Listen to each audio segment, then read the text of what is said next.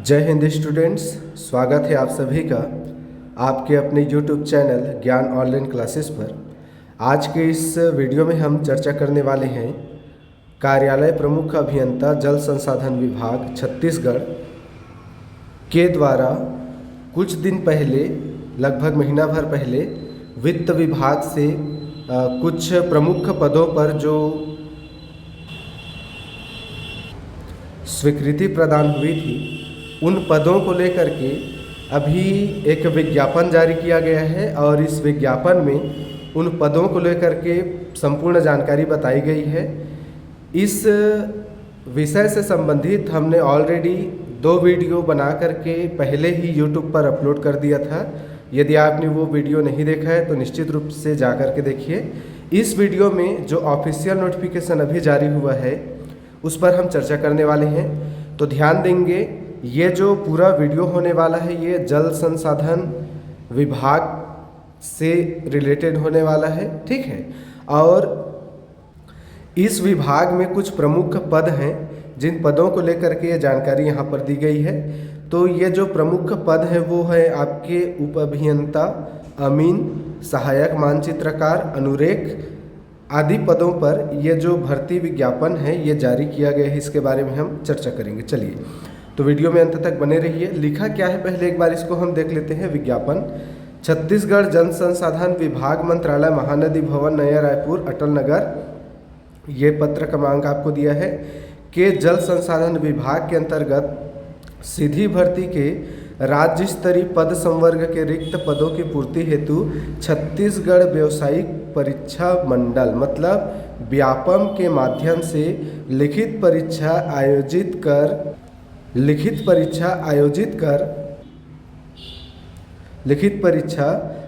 कर उप अभियंता,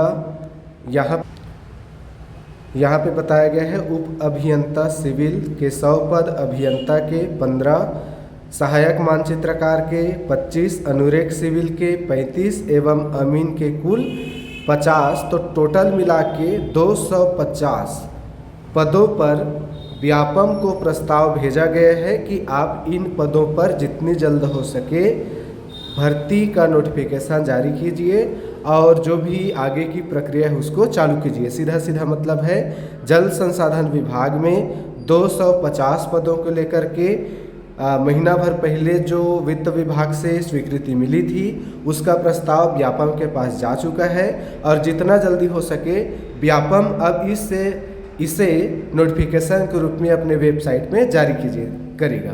तो हम सभी के लिए और आप सभी के लिए ये खुशी की बात है कि व्यापम के माध्यम से जल संसाधन विभाग में 250 पदों के लिए सीधी भर्ती होने वाली है। 100% श्योर है। चलिए, तो आगे बढ़ते हैं और देखते हैं कि किन किन पदों को लेकर के ये नोटिफिकेशन जारी किया गया है।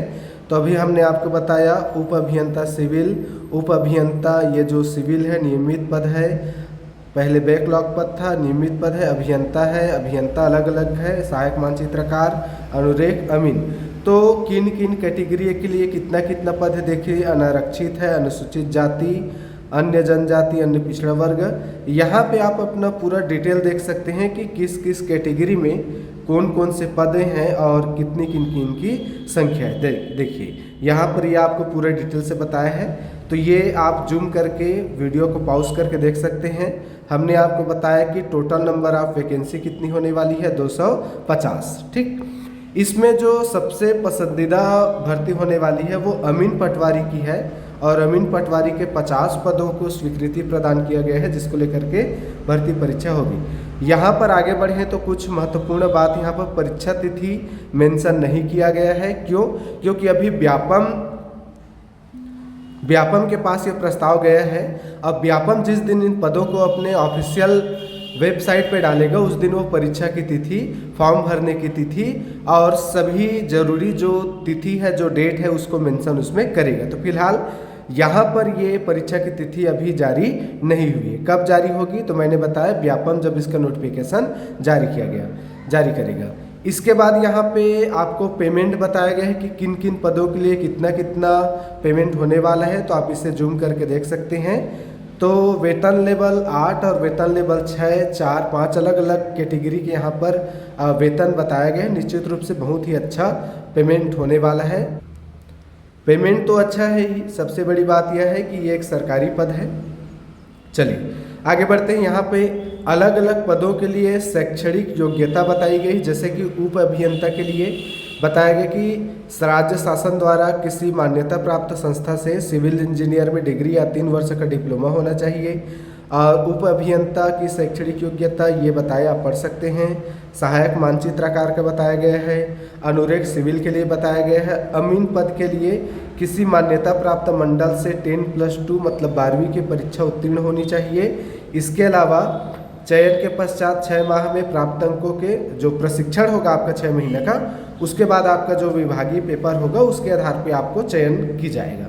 तो ये जो योग्यता संबंधी बातें हैं, ये हमने आपको 1-2 महीना पहले एक वीडियो डाला था। उस वीडियो में हमने पूरा योग्यता को डिटेल से बताया था और सेम वही योग्यता यहाँ पर विभाग के द्वारा भी बताया गया। देखिए यहाँ पे भर्ती का तरीका बताया गया। तो भर्ती का तरीका कैसे होगा, तो प्रतियोगी परीक्षा या चयन के माध्यम से सीधी भर्ती के द्वारा होगा।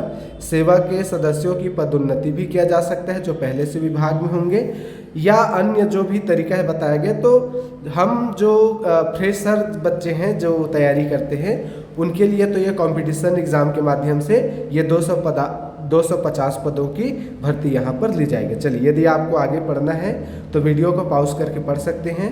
मैं आगे बढ़ रहा हूँ। सेवा में नियुक्ति कैसे होगी, तो 2 वर्ष ये बातें बताई गई हैं। सीधी भर्ती के लिए पात्रता की शर्तें, तो ये आप इसको डिटेल से पढ़ सकते हैं।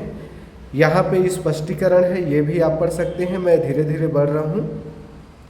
यहाँ पे और भी कुछ बातें हैं। यहाँ पे शैक्षणिक अर्हताएँ बताई गई हैं। तो हमने पिछले स्लाइड में शैक्षणिक अर्हता के बारे में पढ़ लिया है। आगे बढ़ते हैं। यहाँ पे निरर्हता के बारे में बताया कि किन किन कारणों से कोई अयोग्य घोषित हो जाएगा। इसके अलावा प्रतियोगी परीक्षा, चयन, साक्षात्कार या सीधे भर्ती के बारे में बताया गया कि कौन लेगा, कौन अधिकारी होगा, तो कौन विभाग होगा। चलिए इसके बाद में आगे देखते हैं समिति। तो ये आपको यदि पढ़ना है तो पढ़ सकते हैं।